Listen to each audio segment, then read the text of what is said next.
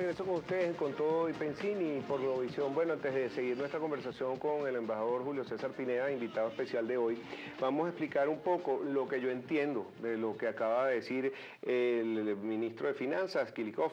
Él dice que lo que estaban pidiendo era una medida cautelar para el juez que determinó esta medida en los Estados Unidos. Él estaba en esa negociación tratando de que aplicara esa medida cautelar. Según lo que entiendo, lo que dice el juez es que pasa a manos de los que son los holdouts, los tenedores de esos bonos que quedaron el 8%, que no llegó a un acuerdo, cuando se llegó el acuerdo con todos los pagadores de esos bonos, lo que llaman ahora fondos buitres, y ese porcentaje no estaba de acuerdo, sino que le pagan el 100%. Entonces ahora pasa a manos de ellos que decían o no dar lo que están llamando un holdout o un periodo de extensión. Y lo que dice el ministro de Finanzas de argentino, es su punto, lo decía muy bien en la noticia, no sabemos el punto de vista ni del juez todavía, ni lo que dicen tampoco los tenedores de esos bonos, que dicen, bueno, ellos no nos van a dar esa prórroga, ellos quieren que paguemos esa cantidad de dinero, que son más de 1.500 millones de dólares, que lo que traería es una situación muy grave para Argentina, porque no tiene en este momento cómo desembolsar esos fondos. Esta noticia se está desarrollando todavía, acabamos de ver esta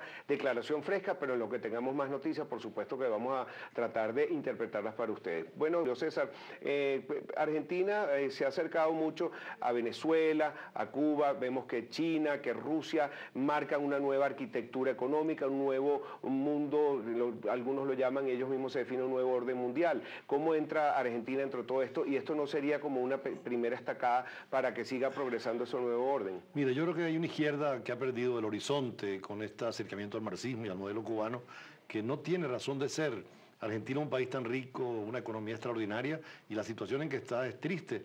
En el 2001, afortunadamente, el presidente Chávez ayudó a Argentina a salir del default, pero en esta oportunidad creo que Venezuela no tiene el dinero suficiente para poder ayudar también.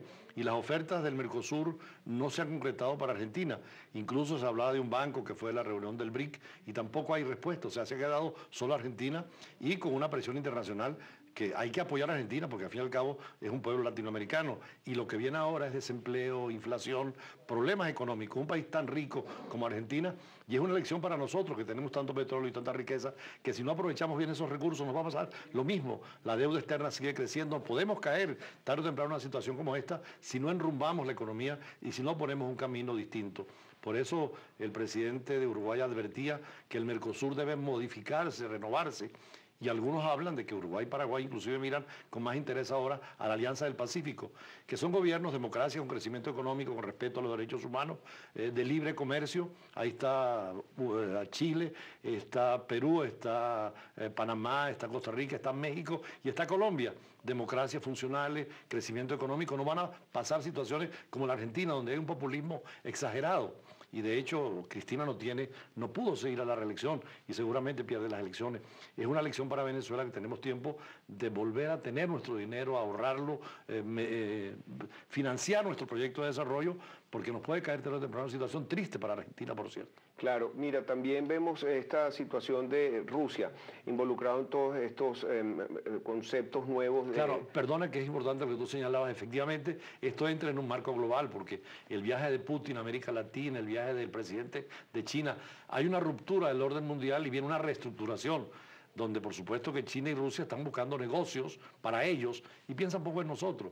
A China ya no es la China de Mao Zedong, sino la de Deng Xiaoping, que modificó todo el criterio del comunismo clásico hacia la libre empresa. ¿Por qué China es fuerte? Porque ha adquirido normas de libre mercado, claro, bolsones de capitalistas, claro, con una línea comunista, pero en lo económico muy liberal. Ojalá que aprendamos algo nosotros en ese nuevo orden mundial. Bueno, fíjate, tuvimos la visita del presidente ruso a la región, no vino precisamente a Venezuela, pero sí se discutió sobre Venezuela en el Mercosur, se discutió sobre Venezuela con la reunión de los BRICS en Brasil, también se discutió sobre Venezuela en Cuba.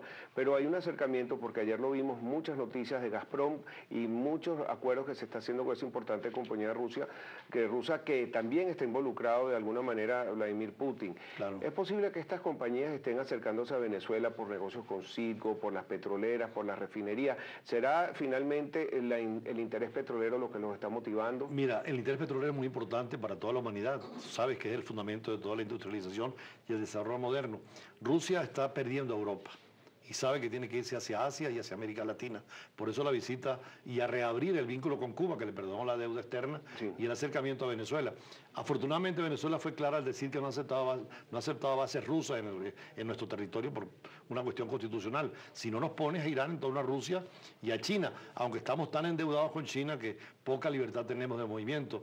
Lo cierto es que los chinos y los rusos están cambiando un poco la alternativa, porque mientras Barack Obama se les va al campo de ellos y está haciendo grandes inversiones en Asia y quitándoles un terreno propio, Rusia ahora y China están también yendo a África y América Latina. En eso, en el orden mundial, que alguien decía que ya no es multipolar porque no hay polos, sino que es apolar. No hay realmente centro de poder, y por eso las guerras y los desórdenes y el peligro de que pueda haber una ruptura total. Y eso es un buen punto. Viene una tercera guerra mundial, porque todo el mundo, cuando uno ve la primera guerra mundial, fue la guerra por tierra, la segunda guerra mundial fueron los aviones, claro, terminó por unas bombas atómicas, y se supone que la tercera guerra sería mundial, con misiles, dice, con misil. Fíjate que es tan grave la situación, que un misil que se dispare de Rusia, en 30 minutos llega a Estados Unidos, y tiene casi 1000 bombas atómicas, o 2000, como la Hiroshima y Nagasaki cada misil. Con el agravante que un misil que estalle, por ejemplo, en Miami, a las 4 horas la novia radioactiva estaría sobre América Latina, y no hay sistemas de defensa. Por eso la humanidad, lo que hizo el Papa, llevarse a rezar en Roma al presidente de Palestina, al presidente de Israel, es un eco desesperado de que tiene que haber paz.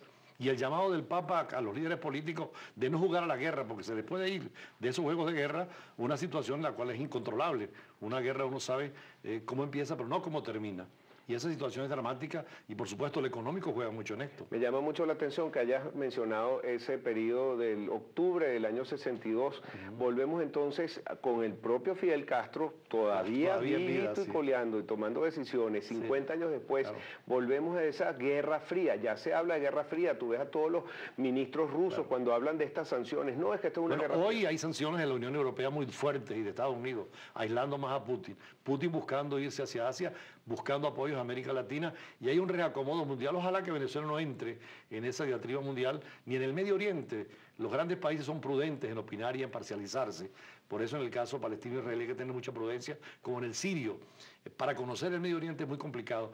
Y en el caso de Ucrania también es delicadísimo, porque allá hay intereses territoriales, hay la visión de un Estado que quiere mirar a Europa como Ucrania lo hizo siempre, y otros hacia Rusia, pero no intervenir ni dar decisiones que comprometan la política exterior. Y es cuando se necesita mucho profesionalismo en la diplomacia para poder actuar con mucho equilibrio. Estamos en la semana aniversario del comienzo de la Primera Guerra Mundial. Ese es el drama. También tenemos otra situación similar. Quizás ese MH17 que derribaron de Malaysia Airlines en Ucrania pudiera ser el un inicio. Detonante. Hasta ahora ha habido prudencia. Tú decías que, por ejemplo, el caso Holanda, 140 muertos holandeses, y Holanda, como depende del petróleo ruso y del gas ruso, ha tenido que ser muy prudente, aunque la Unión Europea hoy forza una decisión muy dura. Pero también Australia y otros países que tenían víctimas están exigiendo sancionar duro a Putin y decirle: no sigas rompiendo las normas internacionales, porque viene esa polaridad sin destino. Y Rusia tiene armas nucleares, pero tiene Estados Unidos también, tiene Francia y Alemania. Esos son los países, los 5 potencias del Consejo de Seguridad, y China. Además, por ahí viene un anuncio loco ayer, fuera de órbita, de Corea del Norte, que quiere mandar misiles contra Estados Unidos. No sé si los viste. Entonces, dentro de los grandes que están peleando y pequeños que son díscolos en el manejo del tema nuclear, porque Corea del Norte tiene armas nucleares, son 10 los estados con armas nucleares. Son los 5 del Consejo de Seguridad: India y Pakistán por su guerra interna, Israel, que tiene su arma nuclear también, y ahora que la tiene precisamente Corea del Norte. Por eso también con Irán, el cuidado en que un país del Medio Oriente como Irán no tenga armas nucleares, pero ha habido ahora cambio en la dirección política de Irán, y también con Estados Unidos hay una situación de diálogo. Te quiero agregar simplemente las consecuencias económicas que siempre, claro, cuando hemos conversado las hemos tomado en cuenta, claro, porque Ucrania hoy acaba de reportar, ya entra en recesión, sí, tercer trimestre con caída. Han aplicado mano dura a los rusos. Mano dura, ha estado en recesión. También los rusos les ha caído la moneda, les ha bajado el poder adquisitivo. Por ejemplo, hay un boicot contra McDonald's, claro, también tienen muchos problemas de abastecimiento. Bueno, bajado el gas, les ha subido el precio de la gasolina, pero lo que me llama la atención es que el precio del petróleo, a pesar de todo el conflicto, ha bajado. Es interesante porque inclusive ahora que tomaron los del califato, algunos pozos petroleros siguen vendiéndolo, y en Libia, que hay un problema gravísimo también de indefinición política, tanto los que están en el gobierno como los que están en la revolución o contra el gobierno, están vendiendo petróleo. Es decir, saben que cerrar el petróleo a todos perjudica. Y entonces no ha habido cambios en el precio del petróleo. Y Rusia, que va a cerrar seguramente su mercado petrolero con Europa, está abriendo el mercado hacia el Asia. Y China necesita mucho petróleo, como también India y otras potencias. Entonces, ha sido contradictorio que en conflictos y en guerra el petróleo no esté desestabilizado. Claro, Irán en esto es muy importante porque Irán tiene el estrecho de Hormuz, ahí se puede cerrar. ¿Y si lo cierran?